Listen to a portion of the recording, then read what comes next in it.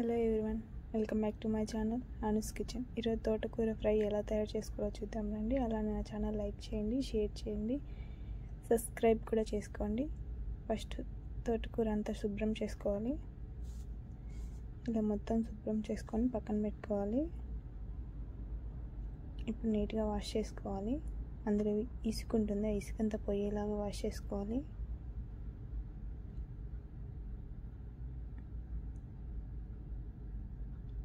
ఇలా మొత్తం వాష్ చేసుకొని పక్కన పెట్టుకోవాలి. ఇప్పుడు సన్నగా కట్ చేసుకోవాలి.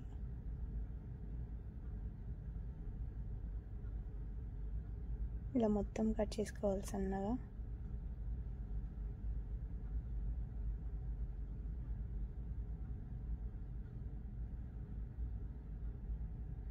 ఇలా మొత్తం కట్ చేసుకొని పక్కన పెట్టుకోవాలి. ఇప్పుడు స్టవ్ పైన ఒక ప్యాన్ పెట్టుకోవాలి.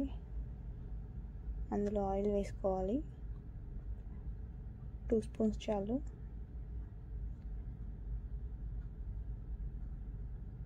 టూ స్పూన్స్ వేసుకున్నాక కొన్ని ఆవాలు వేసుకోవాలి.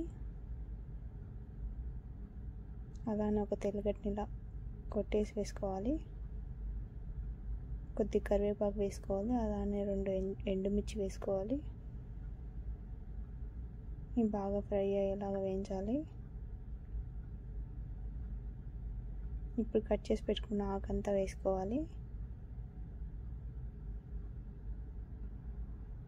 అలా మొత్తం ఆకంతా వేసుకోవాలి.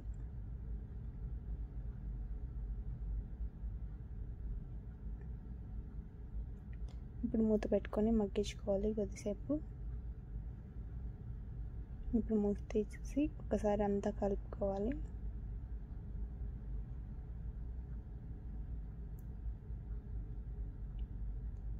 ఇంకా మూత పెట్టద్దు, ఎందుకంటే వాటర్ వస్తాయి అందులో.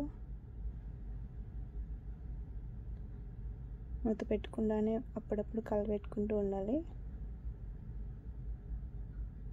ఇలా కలుపుకుంటూ ఉండాలి. ఇప్పుడు ఇందులో కొద్దిగా సాల్ట్ వేసుకోవాలి. సాల్ట్ వేసి ఒకసారి కలుపుకోవాలి. మళ్ళీ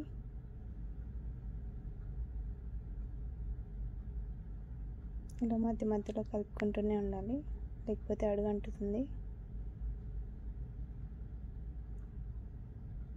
ఇప్పుడు మొత్తం కలుపుకొని ఇప్పుడు స్టవ్ ఆఫ్ చేసి పప్పుల పొడి వేసుకోవాలి.